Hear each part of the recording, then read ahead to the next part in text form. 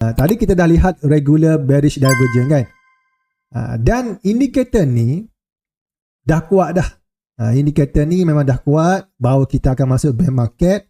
Sekarang ni Bitcoin dah drop minus 36%. Nanti ada orang kata, alah, bila dah drop baru nak claim kan? Tak. Saya daripada bulan Oktober lagi dah bagi tahu, korang boleh tengok balik kan, tajuk-tajuk poster sebelum ni kan.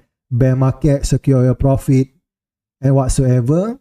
Yang mana saya memang betul-betul bagi tahu di puncak Bitcoin. Malahan saya ada buat video ringkas kan. Saya ada buat video ringkas. Di saat Bitcoin hit 126,000, saya mention, okay, ramai happy-happy di luar sana, tapi saya dah keluar saya punya position. Which is waktu tu, of course lah, tak semua orang bersetuju dengan apa yang saya katakan. Tetapi, seiring waktu itu bergerak, kita tahulah siapa yang betul, siapa yang salah kan. That's it. Dah minus 36%. Dan saya punya expectation ini adalah permulaan.